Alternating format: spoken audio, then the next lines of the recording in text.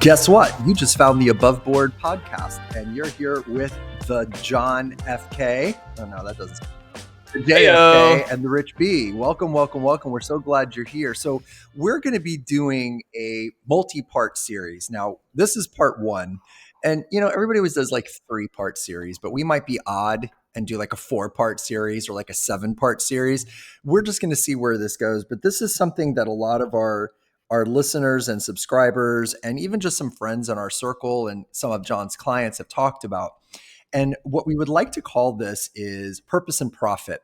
Very quickly, when you listen in the ether, John, do you know what the ether is? I always like to ask you these questions. Do you understand where the word ether came from?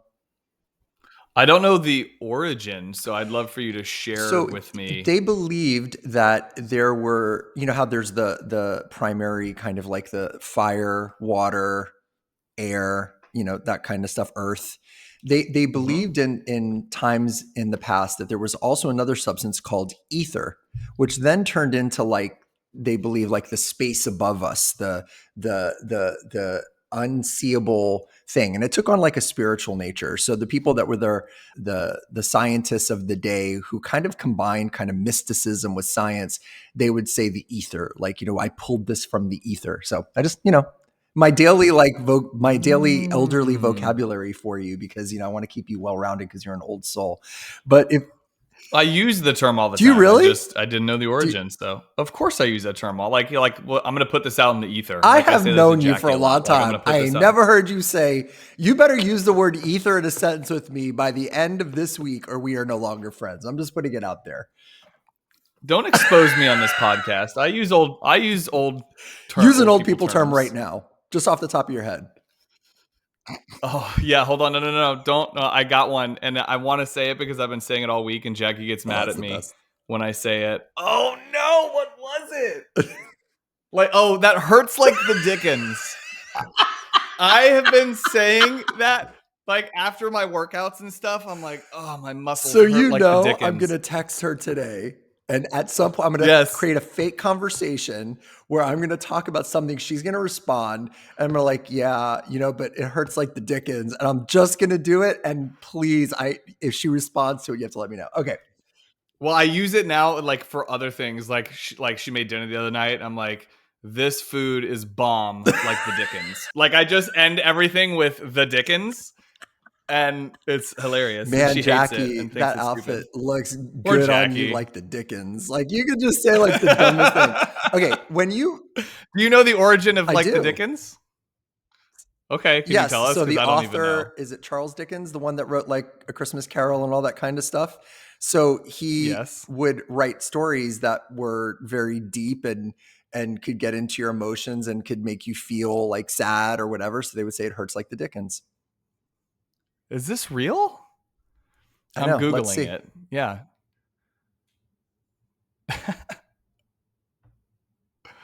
The OG ghost story that started it all scared the Dickens out of people when Charles Dickens released it in 1843. Scare. I said sad or emotions. But yeah, I knew it came from Charles Dickens. This is hilarious. I totally winged that. I had no idea. I just guessed it was connected to him, so I didn't know. I could see your facial expressions. It looks like you were making it up, so I was Googling This is why I don't play poker, because honest to God, I literally am I have gotten so many difficult situations, and I've encountered so many difficult situations in my life. This sounds horrible, but I'm going to be honest, because I couldn't lie my way out of it like normal people do. Like everybody lies. I don't give a crap what you're the nicest person in the world. You fricking lie. And I'm terrible at lying. So I can look back over my life and think about all the times that had I been a better liar, I would have suffered less. Like I literally, when I was a kid, got arrested. And if I would have said to the cop, no, it wasn't me. He even told me, I would have let you go. He even said, why did you like tell me? I just like, yep, I did that. So you know what? There's better superpowers to have in life. I mean, yeah, but I mean, if you're a really good liar, getting up in front of thousands of people and speaking. That's true, but if you're a really good liar, you can end up running a country or being in the Senate for 40 years. Anyway, so that was not a political thing on any specific person. So whichever party you represent, because that cuts both ways. Cuts like a knife, as Bryan Adams used to say. Do you know who Bryan Adams is? I know who Bryan Saying Adams it cuts is. like a knife to me. Okay, I don't boom. know that song All at right, all. so But Bryan Adams. Oh no, I'm sorry. I'm thinking of I Brian have no McKnight. idea who. One like a dream come true. You To know that song? wanna be Just wanna with be you. See, I know with that. you. This podcast is It's absolutely off the stupid. rails. That's people have Let's go already back. Let's get at back. 4 minutes. People already logged off. Okay, the ether. This is So what a we lot of do. people you'll hear out there, they talk about if you want to have a fulfilling life, make sure that you pursue a career that connects with your passion or your purpose. And then you have people that say, that's a bunch of crap. Forget about your passion and purpose. Just make money. So I kind of land somewhere in the middle. Like I would land my plane on, probably the two runways at the same time. Like I'd have one wing on one runway and one wing on the other. And when you talk about a purpose driven living and financial freedom, first of all, you have to ask a couple of kind of basic questions. First of all, what does it mean to live with purpose? And what is fulfilling to you? And how does that align with your values? And then you have to also understand what financial freedom means to you beyond just wealth. Because because you're an expert in money, that wealth does not, let me ask you, I shouldn't say this as a statement because maybe I'm wrong. Would you say automatically, fact indisputable, that wealth automatically equals financial freedom? No, in fact, I typically tell people that money does not buy happiness, but it does buy you Mm. choices. And those options and choices that it can provide to you in life potentially could buy you freedom, but wealth is a much obviously larger word than Right. just money. So I guess that's where I landed because I know wealthy people who I don't feel like they feel like they have financial freedom because there's no enough for them, if that makes any sense. Like they live for the pursuit of the wealth, but they don't feel free because of it. They actually feel. I remember an executive that I once worked for used the term golden handcuffs, and it was actually directed at me, and it was a compliment. But I had gotten a really substantial raise, and I was like grateful because it was shocking to me. And he said, "You're so valued here that I want to put these golden handcuffs on you so you won't go anywhere else." So in other words, make it so profitable for you to be Yeah. here that if he knew that if I went out on my own, I could probably make twice what I was making. But it's kind of like people just pursue that wealth, but they've got these golden handcuffs on, they're stuck. So what I want to talk about just in this one is intrinsic motivation. So kind of the relationship between, let's call it purpose and profit. Okay, the two P's, purpose and profit. So how living a life driven by purpose creates intrinsic motivation, which I would say is probably essential for long-term success and also avoiding burnout. And that profit is kind of a byproduct, or financial success is kind of a byproduct of living this purpose driven or a life driven by purpose. Okay, so I feel like for you, I'd actually say both you and Matt, because I work a lot with Matt as my personal, financial advisor. But I've known you guys for so long. I never feel from you and Matt like I'm really good at this, but I really wish I was teaching people how to snowboard, or I really, I'm good at this financial advisor, financial planning thing, but my real passion is fitness. Like I always get from you that you are passionate and you feel a sense of purpose with what you both do. And I'm not saying that to blow wind up your skirt. I really feel that from you both, from just our personal conversations that we've had, where you'll talk about a client who lost a spouse, and you're really like, I'll say you don't seem yourself today, and you're like, oh, I had this really difficult phone conversation, and this client just lost her husband, and I've known him for 10 years or 15 years, and that's somebody that has a sense of purpose with what they do. I know I'm right, so I'm asking you a question I know the answer to, like a typical parent does, but I'm not your parent, but you know what I mean. Yeah. But am I right about that? Well, I believe when I started in this industry, I actually you made a comment several minutes ago about some people are in the camp of like you should just pursue your passions and be happy with what you do. And then other people are like, screw that, Right. get the money, like just work the work and do the job. And I think I fell in that camp of like, just do the work and like, screw that at first, because I think I had to rationalize early on, like, dude, when I graduated college, I was already working in the industry, and I really felt I had a hard time adjusting to like 9 to 5 work life. I had a really hard time because I had a lot of I was a good college student. I had a lot of flexibility, but I adjusted to work in a bad way. And I was like, oh my gosh, is this the rest of my life? Is this the next 40 years that I have to wake up and do this every single day? And I'm sort of chained to my desk in a way. And then as time went on, I found freedom in being able to work with clients. And so I'm maybe speaking early on in my career where I thought like it's just a job and like I just need to, make a living and that's what I do. And then over time it shifted where I saw this light of, well, I like the aspects of what I do in my career. I found these things that I like doing. How can I duplicate that? How can I do those things more? And then fast forward from 2008 when I started in the industry up until 2018. That was the first 10 years. And then in 2018, we started Canterpath. And that was a huge shift for me where the pendulum swung in the complete opposite direction. And now I was just doing what I like, pursuing my passion and doing what I love. And it took a lot of effort for me to even find that. So I do think for some people, and maybe I'm not answering the question you asked. Maybe I'm going back to something you mentioned, which I thought was kind of cool. I got out of college thinking I should do what I love.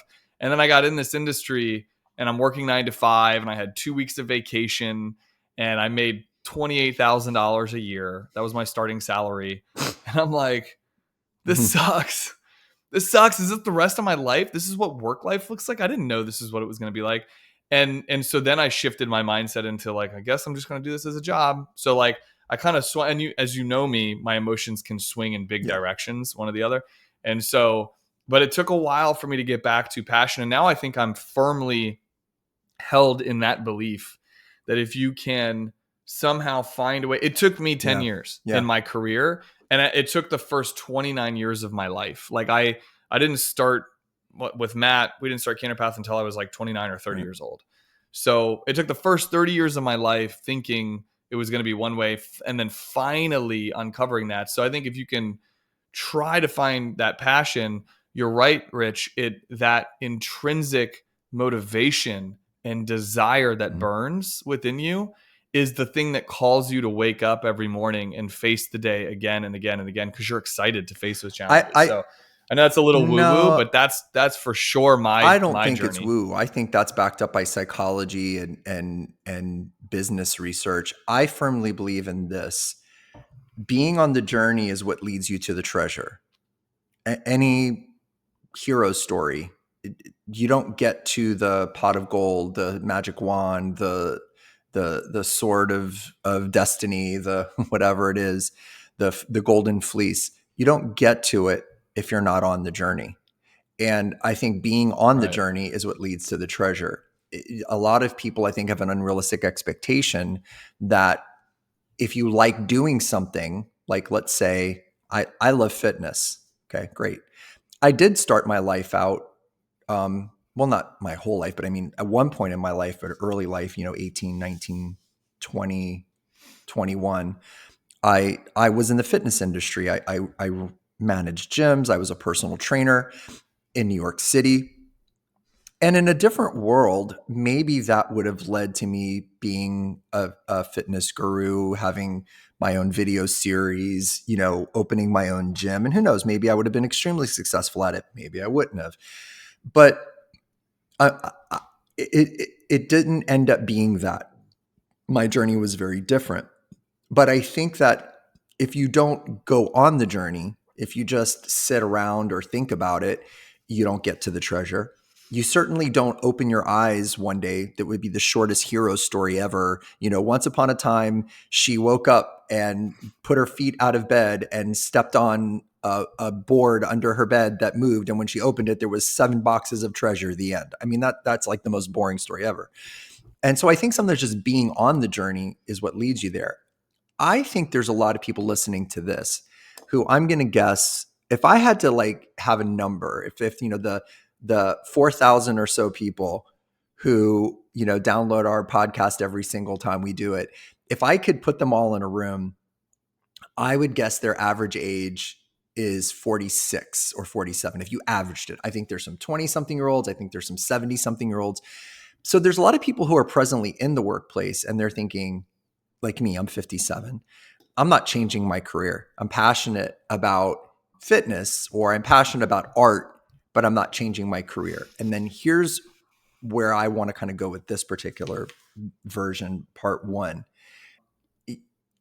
If you have a purpose within what you do, if you can think about, if you sat down and just had the discipline to sit down for 15 minutes, set a timer for 15 minutes, get out a pad of paper, get out a journal or sit at your laptop, and at the top of it say, where is the purpose in my work? Or what is the purpose in my work? Or what is the deeper meaning of my work? Or how, what are things that I see as purposeful about my work? And then just calm your mind and just have a flow of thoughts. So I'm just going to pick a random thing. A lawyer. Okay.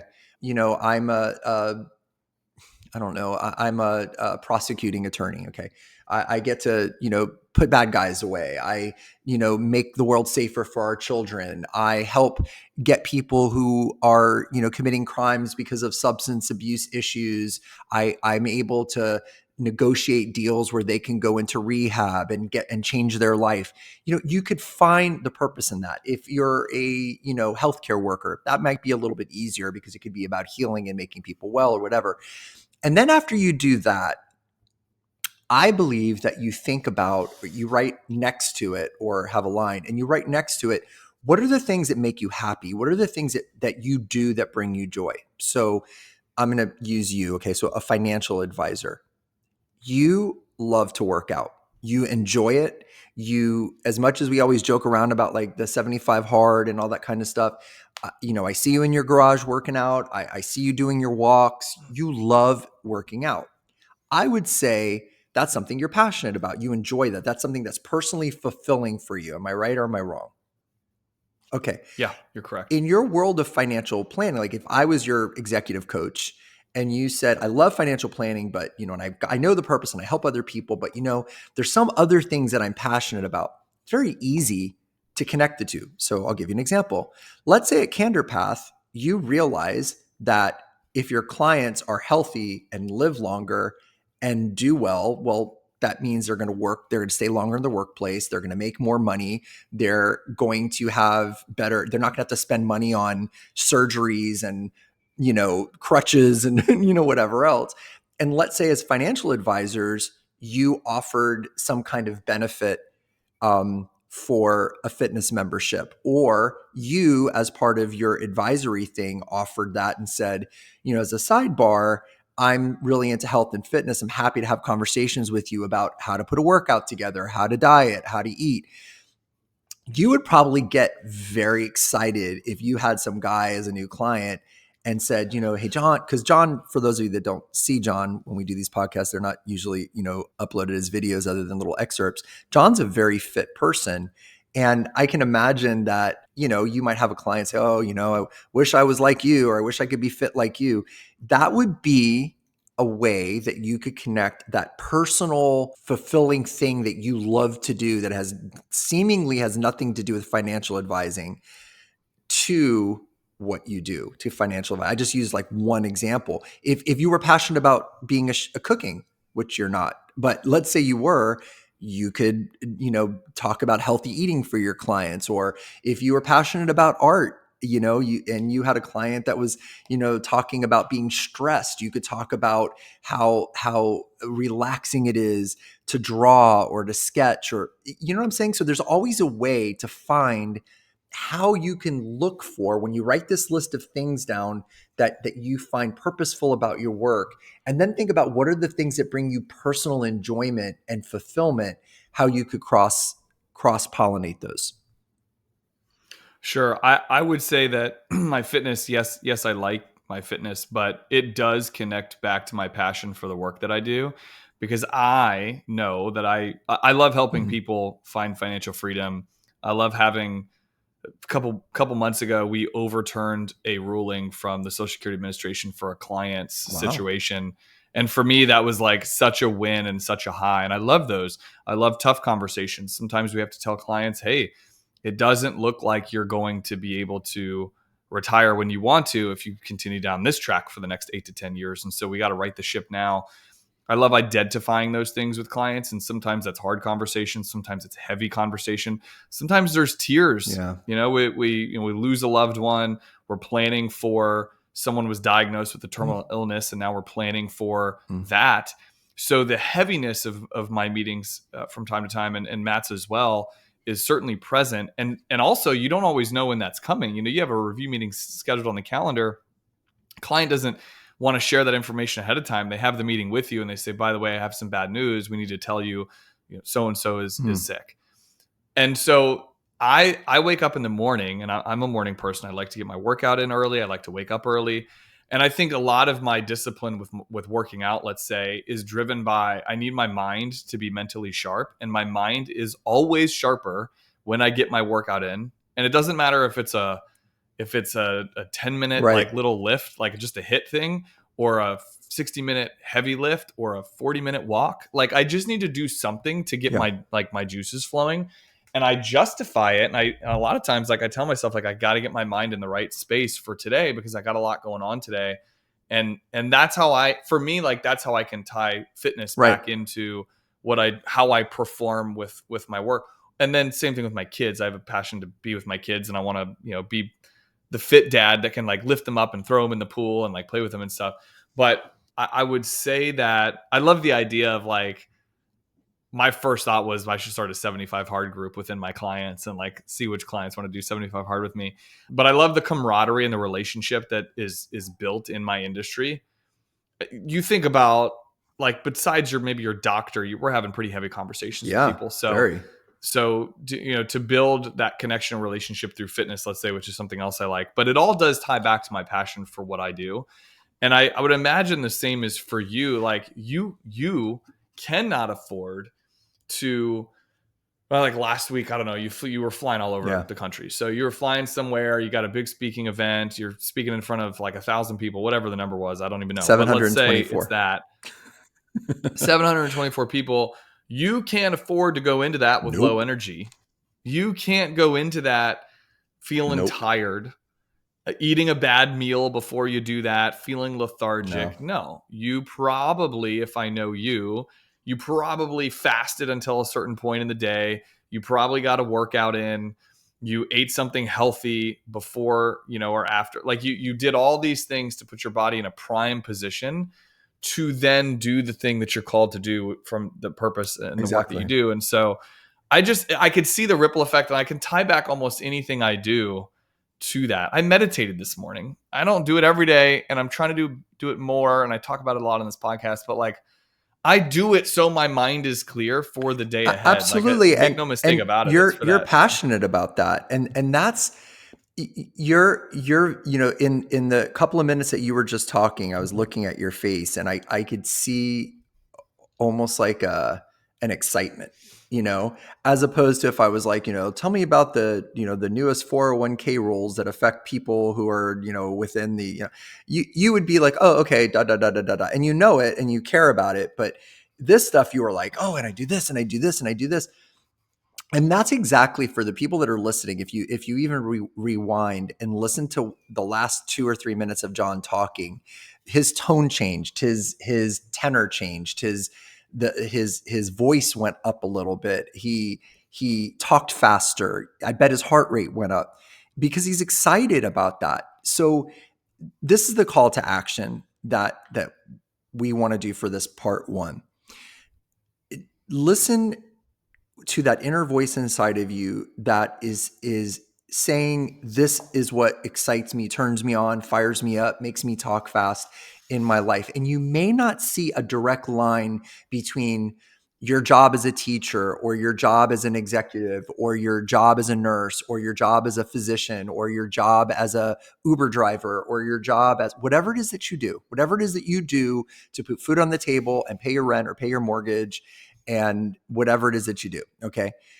You may not see a direct line between the two, right? Because somebody who's not very knowledgeable or doesn't know, if I said financial planning or money and fitness. You might not see a direct line, or health or whatever, but you just heard John kind of do it and you heard me do it. So sit down, set a timer for 15 minutes. Everybody has 15 minutes, and write down what are the things that feel purposeful about your work. I'm a teacher. I love to see, children learn. I love to, help people that are struggling. I'm passionate about, working with children on the spectrum and seeing them succeed.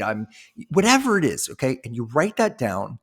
And then next to it, don't even try to think about what you just wrote down. Just write down the things that you find fulfilling and in your life. Example, like, I love art, I love music, I love whatever, fitness, I love whatever it is.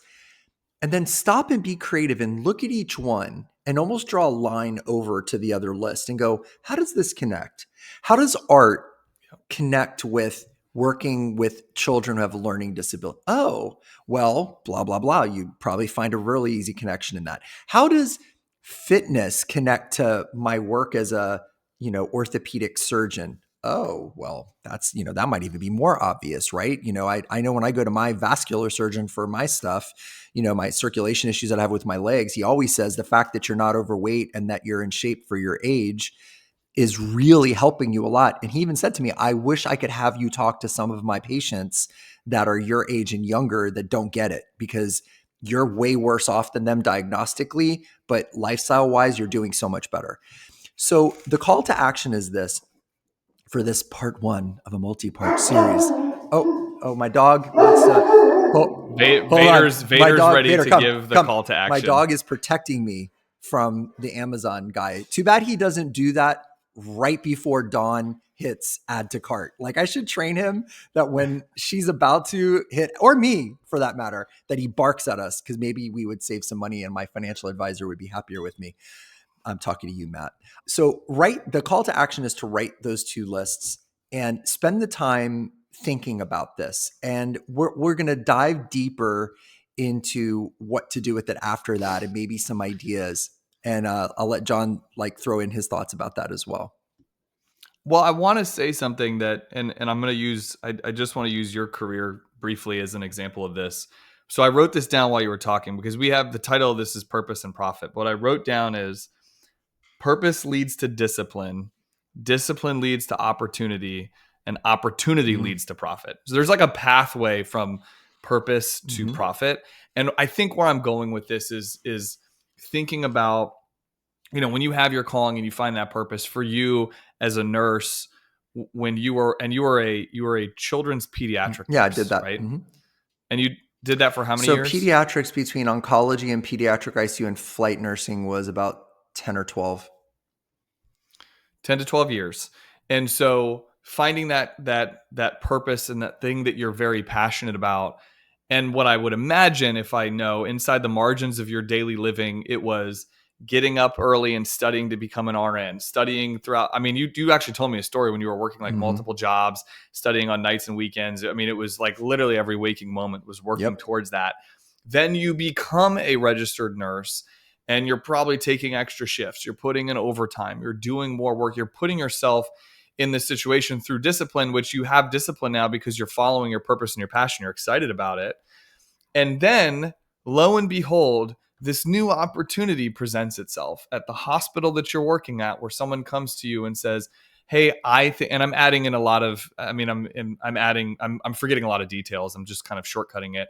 But someone then comes to you and says, hey, I have an opportunity. I think you would make a really good speaker, or you would make in a leadership role, in a managerial role, you would make a really good fit for this role.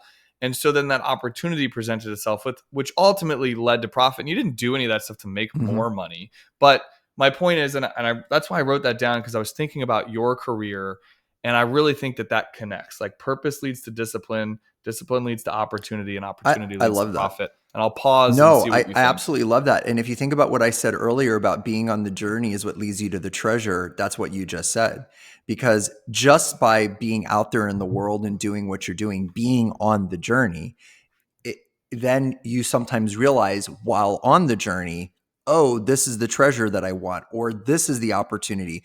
Every video game that we ever played that was like that first person, whatever, there's always the NPC. You walk into the saloon. Hello, knight. Are you looking for an adventure? Go talk to the man sitting at that table over there. He seems worried. You all know what I'm talking about if you're of a certain age, right? Mm-hmm. So then you go over there and then it's like, pick option 1. Do you want to go on the journey? Do you want to do that? You know, so that's life. That's what life is. So I love that, what you just said and the way that you define that, because it is all about that, because you do get fired up about it. And just to sidebar, understand that when I was a kid, as a child and as a teenager, and even my first college experience at NYU, I was an actor. So I studied theater, acting, that was where I was going when I went to New York City.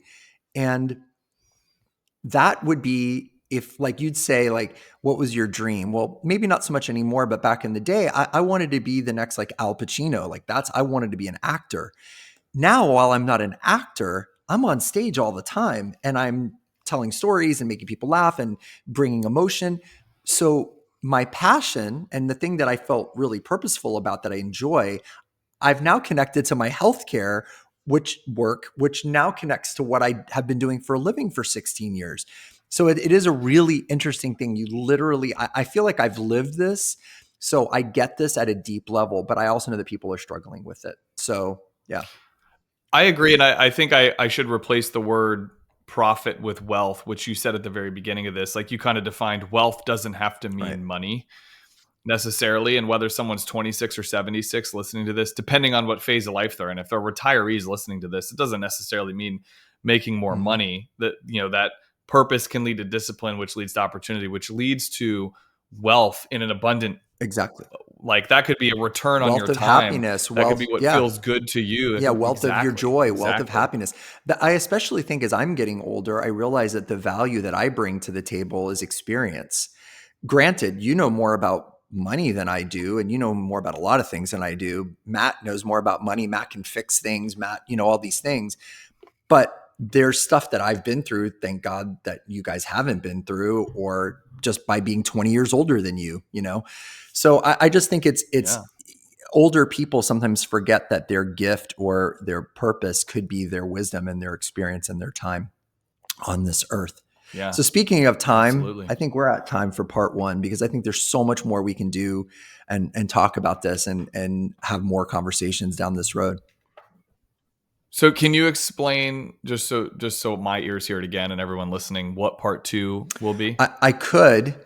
I think I can. We're going to hold. I think we have to talk about how you can maybe dive a little bit deeper in how that exercise that I just gave about writing down where you see purpose in your life. And then I think diving a little bit deeper into that, I think talking about strategies, how you can turn your passion into wealth, or your passion into being more successful at work, would be probably the next thing. Because I think once we know what we're passionate about, how do we bring that to our work? How do we turn that into quote unquote profit/wealth?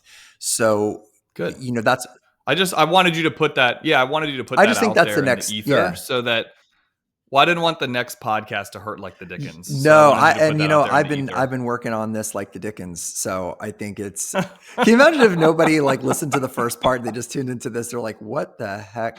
Jackie, that was for you. Jackie, I love you like the Dickens. So we just want to thank you. I'm going to sing us out. So we love doing this. This is something we're passionate about. And for all of us on this podcast and the entire Candor Path team that helps us, you know, put this out there, this is a passion for us to be able to have this means of communication, to be able to talk about things that we hope are meaningful for you.